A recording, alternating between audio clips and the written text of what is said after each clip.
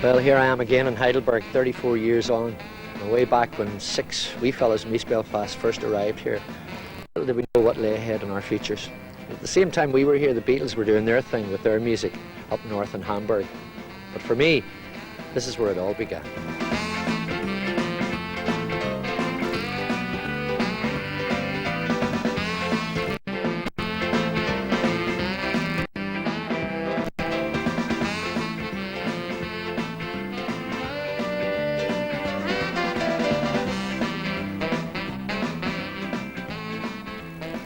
Brought up in a little street called Greenville Street. It was very much a working class part, although Bloomfield itself, the area that Greenville Street was in, was slightly above the mark, so to speak. It wasn't the actual Newton Orange Road. You walked straight off the street, a small hall, straight off the street into this one living room, and then the infamous scullery, of course, plus a little dining area at the back. Backyard, well whitewashed, or distempered as they used to call it, and an outside loo. My father was what they termed as a carrier in those days, a general carrier. Nowadays it's a haulage contractor, but he had these couple of flat lorries. My mum came, it was like a contrast of classes in some respect, because my father came from a country background, Scarva area, but my mother came from more of an upmarket family, very much a Scottish influence, and she was just a wonderful little woman. She was a frail little woman, but the love and encouragement that came out of her was absolutely amazing. Why I cry so, but I do. My sister Lally has been like a guiding light in my life, as I said. She was into music in a different form. She was always a great singer. In the early 50s, she was part of a glee club, which I suppose was the forerunner to pop groups, and they enjoyed close harmony singing and stuff. So subsequently, she always brought records home, and I was fascinated by these records of the old 78s and the early rock and roll, and not even Elvis Presley had appeared. It was Guy Mitchell and stuff like that, singing the blues. I love you, but I do. And I think she saw in me what was in her, really, music-wise. But my father was a real, rough and ready man, up for his work, 8 o'clock, and enjoyed life, enjoyed his pint, and anything to do with music, he would say, not at all. You're not going to drift into that. Should you get yourself something secure, a good secure job. But this yearning that was within me came to a head when a chap up the street, in Greenville Street, who's now a pastor, believe it or not. His name is Billy Dunn. He got his first guitar, and it was fascinating. We all went round and saw him making these sounds out of an instrument. And I actually tried to make a guitar out of a box and a bit of wood and fuse wire for strings. And my sister saw me doing this, and she really did see the frustration. I think he had a God-given gift, and I felt even in those young days, in my young days, that he had an ability to make people laugh. He had a need to entertain. Now, I wasn't quite sure whether he was showing off or whether this was really an ability. And as time went on, I realised that it was an ability that he had and a gift. So I thought he really deserved the guitar, and it would either make or break this fad that my father thought he was going through. I remember as well, for my birthday, I was in bed, and my mother shouted up, said, it's your birthday, and Lolly wants to take you for your present. And I says, oh, well, I'm not getting up, that's it. And she said, so you don't want a guitar? And I literally don't remember my feet heading the stairs. And she took me down to a furniture shop called Cavendish at Hollywood Arches, who had seen the rise of the guitar boom coming in with Skiffle and Lonnie Donegan. And they started selling them on HP, on the hire purchase. And she purchased my first guitar on HP, and she paid the payments off. I think it was about 1 threepence a week or something.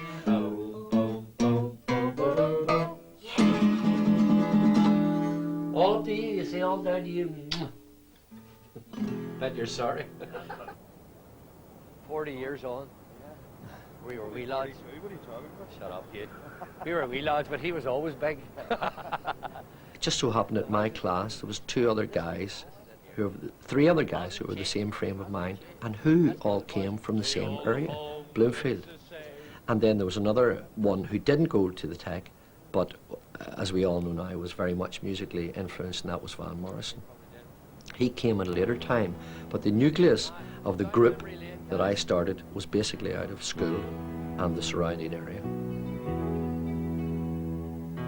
I can still remember when I bought my first guitar. Remember just how good the feeling. I put it proudly in my car, and my family listened 50 times to my 2-song repertoire.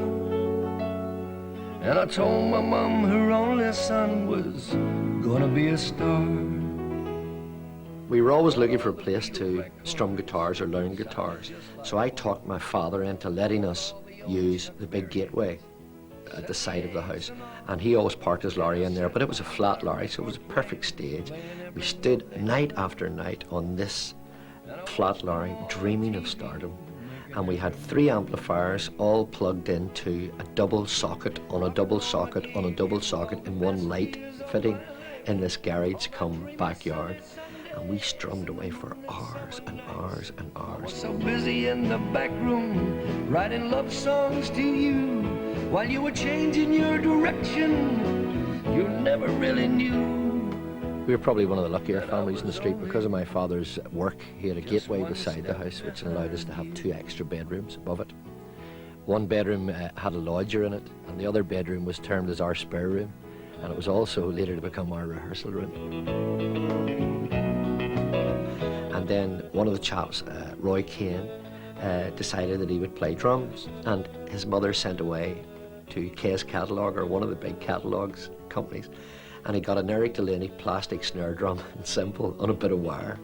But we thought this was wonderful. This was a drum kit. The best years of my life, all the dreamy sunny Sundays and the moonlit summer nights. I was so busy in the back room writing love songs. And then out of the blue, this wee fella turned up from round in Hindford Street, Van Morrison. He would play the guitar, but he wasn't really into it much. But he suddenly appeared with this brass instrument, which is a saxophone. And we said, wow, brass, you know. And I remember when the first night he arrived with the saxophone, we were doing an instrumental called Peter Gunn, which is a very monotonous riff, and it goes on like that the whole record, except there's this huge brass chord comes in, which lifted the whole thing. And I said, do you know any notes on it yet? And he says, well, my dad bought it for me, and I can blow F. So we suitably changed Peter Gunn down to the key of F rapidly, and we went into this, and I nodded my head to him, and he went, and we all leapt about. We said, this is it, we've made it. Just from that one note, we had brass.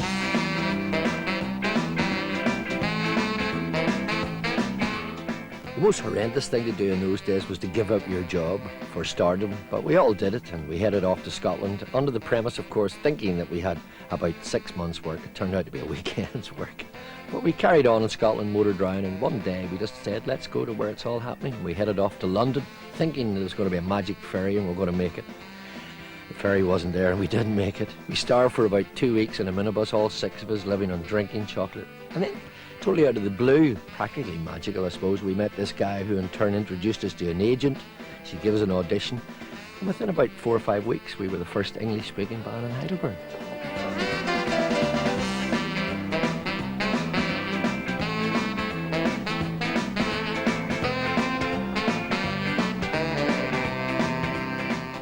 And this town, Heidelberg, was very much a tourist attraction, very beautiful. And it had these, since the student prince and all, it had this wonderful, it was like Brigadoon, all this lovely image about it. Castle, huge castle, but very much influenced by the Americans. You be GIs? Yes, sir, we are. Yeah, I knew it. Where are you from? Louisiana. And your name? Lou. Lou.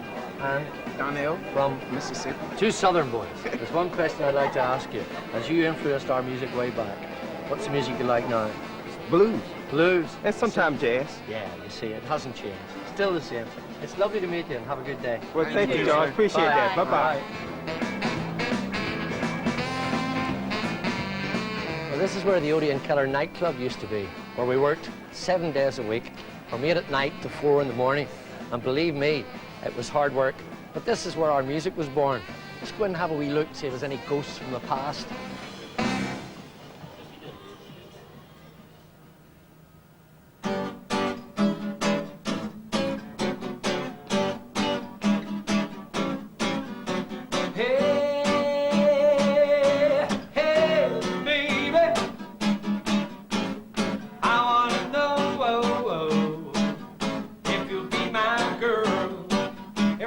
Sing it with me. Come on. Hey,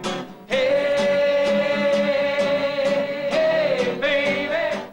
Within about 2 weeks of playing in Germany, the gloss had gone off it slightly because we suddenly realised that the rumours that we'd heard about Germany were quite true. The famous Beatles saying of "Mach spiel jetzt" or "You play now" or "Mia music," that was it. It was like a factory. I kid you not, we started at 8 o'clock at night and we played to 4 in the morning. The early part of the evening was the ordinary people of Heidelberg, and then the latter part was the ladies of the night came in with the American servicemen, and it was like watching Demetrius and the Gladiators, because we learned very quickly how to stand up in your amplifier to watch the fights. Sing! All right. One more time, please. I want to know if you'll be my girl. Our music spectrum started to widen, so much so because of the American GIs. We were playing what we termed as the rock and roll that we knew. But up above in the northern part of Germany, the Beatles were changing it to rhythm and blues. But they were making it slightly Anglified. We were getting it first hand from the American guys on how it should be played, right? And it was, I remember Van Morrison's eyes, it was the first time he'd ever really seen coloured guys, so many collectively. And immediately his father's record collection came to life of all these coloured guys. Hey, baby, yeah. I want to know if you'll be my girl. Yeah. Heidelberg, 62. We arrived back in Belfast and the band split up, very sadly, because there was a difference of opinions of what everybody wanted to do. I, for one, was tired, starving, and I wanted to try and get some money. And I suppose it was my mother's influence on my father to try and make a future for myself. Van and Billy McAllen went back to London. They liked the London scene. The other guys, I don't know where they drifted about, but I found myself drifting into the show band scene because I saw steady money per week, and I joined a band called Stan Lynn, which later to become the Silhouettes. Then I joined the Dave Glover show band. I was stepping up in the world of it. It was a bigger band and more money. And I remember the money I was getting was £30 per week. And for that, I was playing 6 and sometimes 7 nights a week, travelling from Portrush to Cork overnight. And I found myself walking down Greenville Street maybe at 8 o'clock in the morning after being left off, and there was my father starting his Larry. He said, "Are you just home? You better get to your bed." And my mother had a fry waiting for me, and she had my bed all ready. "You go to your bed, son." Woke up at maybe 3 or 4 in the afternoon, time to get ready to go out to another gig. So it was from one work camp in Germany to the Irish work camps, which were the show bands. But we loved it.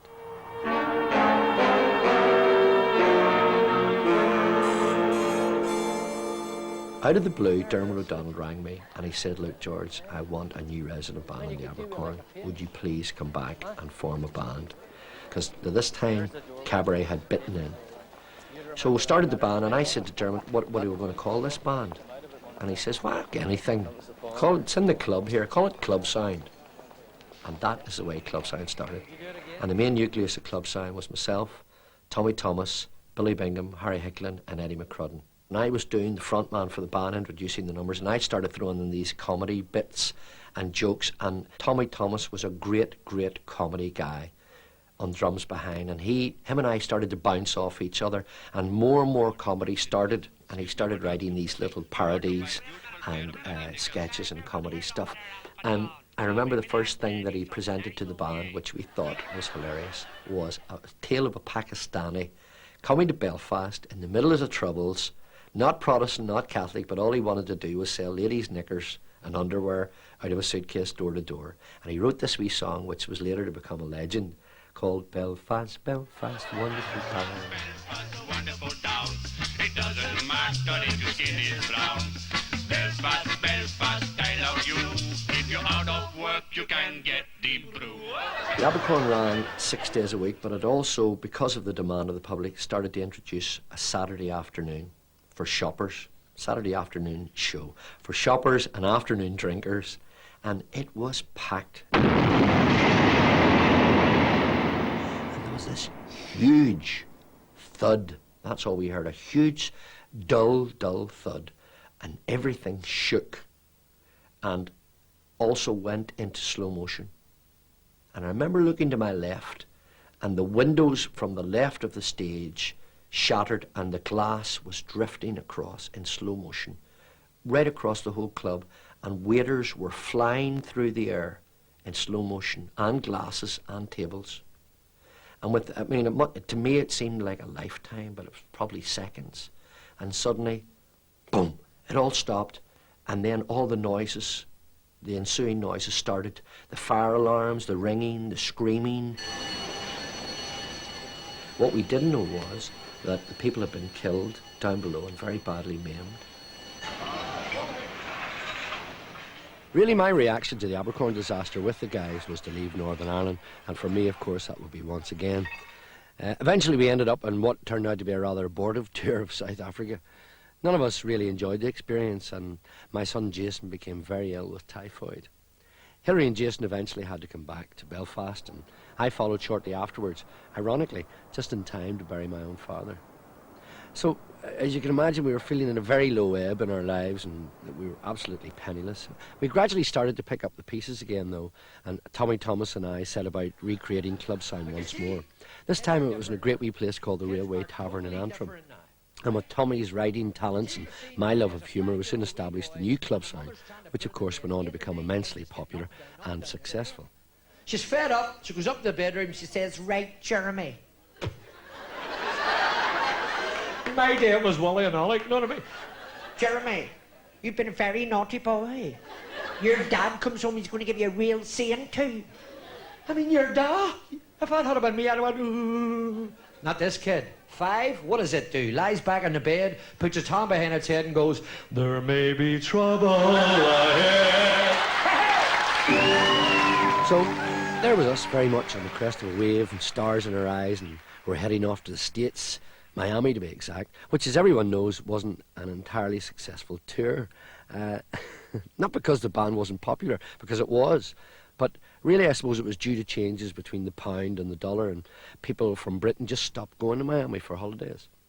But even though we returned home feeling rather dejected with our tails between our legs, people here rallied round us, I must say that.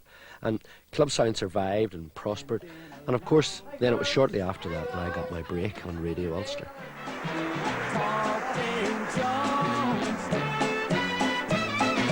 Slow walking Jones, slow talking Jones. Along came rumbling lanky Jones. "Hello, my darlings." So how's you today? Yes, it's us here, live in the prefab.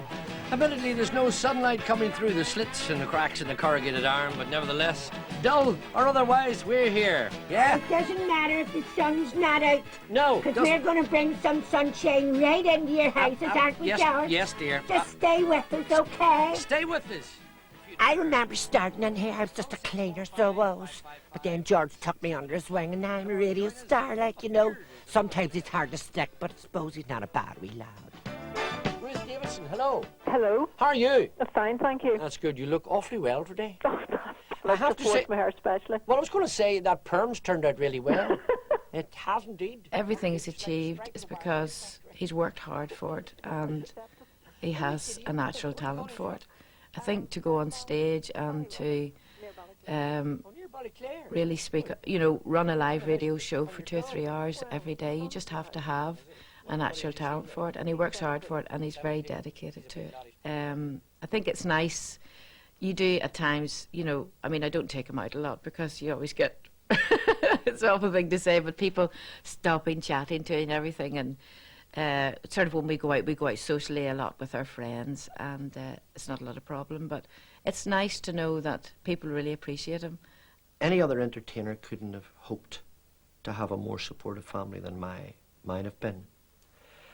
My wife has had to endure hardships and disappointments, and also the lack of a proper married life, a la husband and wife doing things together, as simple as shopping and visiting places together and going out to people's homes for meals. And I've had to be at my wife's side because of illness through Jason in South Africa and the tragedy of Natalie having to battle through life as a handicapped person.